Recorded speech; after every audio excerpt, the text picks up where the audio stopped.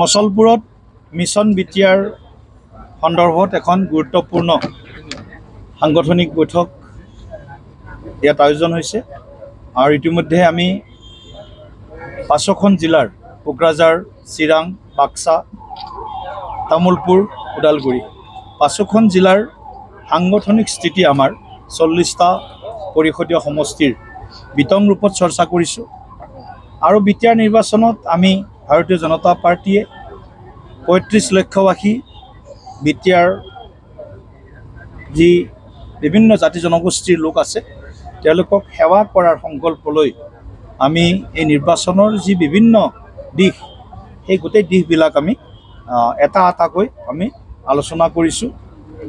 মাননীয় মুখ্যমন্ত্ৰী মহোদয়ে অহা 1 জুলাইৰ পৰা 5 জুলাইলৈ বিটিআৰৰ প্ৰতিখন জিলাত তেখেতৰ ভ্ৰমণ হ'ব আৰু ভাৰতীয় জনতা পাৰ্টিৰ বুথ পৰ্যায়ৰ পৰা জিলা ৰাজ্যিক পৰ্যায়ৰ যিসকল কাৰ্যকৰ্তা আছে তেওঁলোকৰ লগতো আমি সাংগঠনিক বৈঠকত মিলিত হ'ম আৰু বুথৰ পৰা আৰম্ভ কৰি আমাৰ বিভিন্ন যি মৰ্চা যুৱ মহিলা, ST, SC, OBC, কিষাণ, মাইনৰিটি, চাহ জনগোষ্ঠী 8টা মৰ্চাৰ সংগঠনৰ যিসকল প্ৰমুখ কাৰ্যকৰ্তা আছে তেওঁলোকৰ লগতো আমি এই সাংগঠনিক বৈঠকত আমি সেই জিলাখনৰ সাংগঠনিক স্থিতিৰ লগতে ৰাজনৈতিক যি পৰিদৃশ্য, ৰাজনৈতিক যি স্থিতি সেই সন্দৰ্ভতো মুখ্যমন্ত্ৰী মহোদয়ে আলোচনাত মিলিত হ'ব। ইয়াৰ লগে লগে আমি 15 জুলাইৰ পৰা 25 জুলাইলৈকে আমি 3জনীয়া যি আমাৰ সমিতি গঠন হৈছে বুথ স্তৰত প্ৰতিটো বুথৰ কাৰণে 3জনীয়া সমিতি, বুথ সভাপতি, BLA2 আৰু পালক কাৰ্যকৰ্তা 3জনীয়া সমিতিৰো আমি বিশেষ প্ৰশিক্ষণ আমি আয়োজন কৰাৰ সিদ্ধান্ত হৈছে। ইয়াৰ লগে লগে আমাৰ বিভিন্ন চৰকাৰী আঁচনি যিসমূহ ৰূপায়ণ হৈ আছে সেই আঁচনিসমূহ যাতে আমি জনসাধাৰণৰ মাজলৈ সহজতে আমি লৈ যাব পাৰোঁ বা তাৰ লাভ যাতে আমি যোগ্য হিতাধিকাৰীসকলক দিব পাৰোঁ তাৰ কাৰণেও দলে চৰকাৰক সহযোগ কৰিব বুলি আজিৰ বৈঠকত বিস্তৃতভাৱে আমি আলোচনা কৰিছোঁ। ইয়াৰ লগে লগে বিটিআৰৰ শান্তি আৰু বিটিআৰৰ যি উন্নয়ন সেই উন্নয়নকে আমি এই নিৰ্বাচনৰ প্ৰধান বিষয় হিচাপে আমি ইতিমধ্যে আজি বিস্তৃত চৰ্চাৰ পিছত আমি সুৰক্ষিত, বিকশিত আৰু শান্তিপূৰ্ণ বিটিআৰ, সুৰক্ষিত, বিকশিত আৰু শান্তিপূৰ্ণ বিটিআৰ নিৰ্মাণৰ বাবে আজি আমি 5খন জিলাৰ কাৰ্যকৰ্তাসকলে এই সিদ্ধান্ত লৈছোঁ।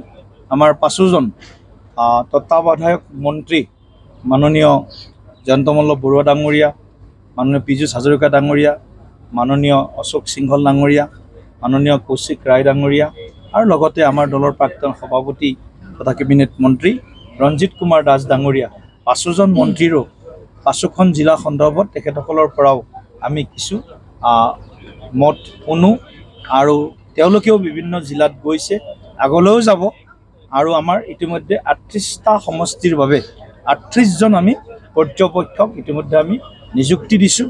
তেওঁলোকো আজি বৈঠকত আছে, তেওঁলোকৰো কৰণীয় যিমান কাম হ'ব গোটেইখিনি কথা পুংখানুপুংখভাৱে আজি আমি ইয়াত আলোচনা কৰিছোঁ।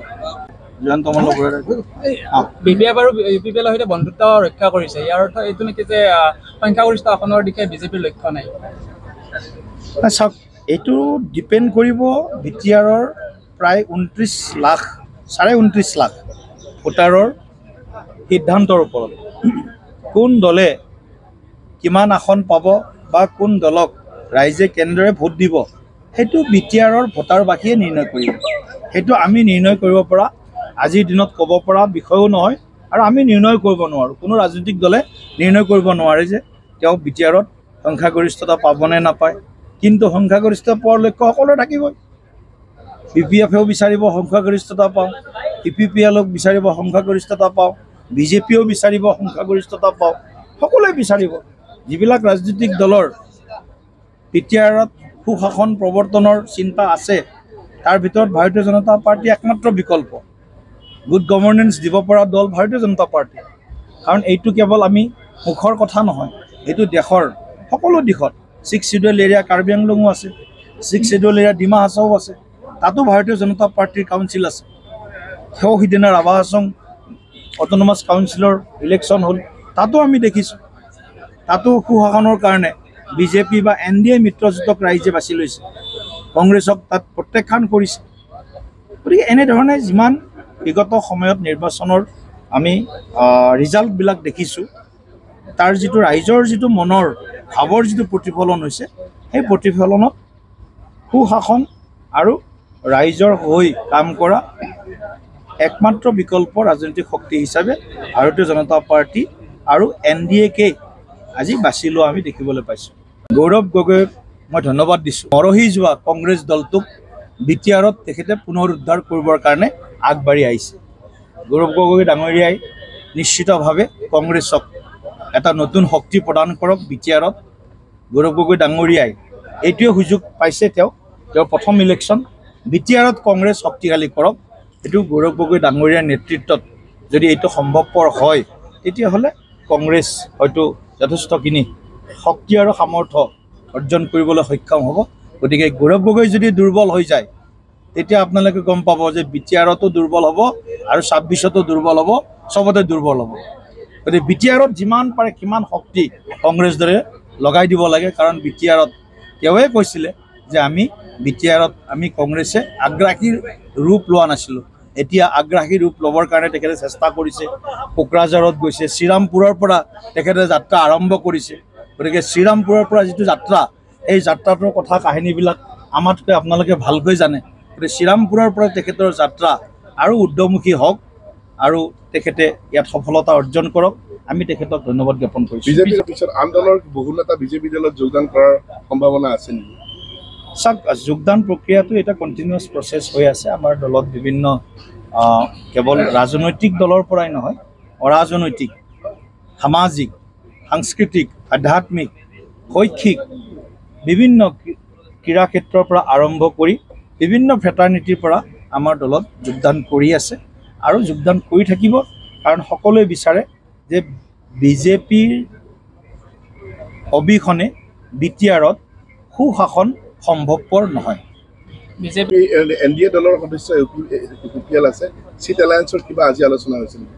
নাই, চাওক, এটা কথাটো আমি আজিৰ দিনটোত এইটোৱে বিষয়টো আমি বহুত সেই লেভেলত চৰ্চা কৰা নাই। আমি আজি চৰ্চা কৰিছোঁ সংগঠন শক্তিশালী কৰা আৰু বৰ্তমান ৰাজনৈতিক পৰিস্থিতি কেনেকুৱা, এইটোৰ ওপৰতে আমি আলোচনা কৰিছোঁ। গতিকে কিমানটা চিটত খেলিম, মহিলা খেলিব নে পুৰুষ খেলিব, আজিৰ দিনত এইবিলাক সিদ্ধান্ত হোৱা নাই। নিশ্চিতভাৱে ভাৰতীয় জনতা পাৰ্টিত পুৰুষ, মহিলা, যুৱক, পৰিপক্ক কাৰ্যকৰ্তা আৰু জিকাৰ সম্ভাৱনা থকা বা আটাইতকৈ বেছি জিকাৰ সম্ভাৱনা থকা প্ৰাৰ্থীয়ে ইয়াত অগ্ৰাধিকাৰ পাব।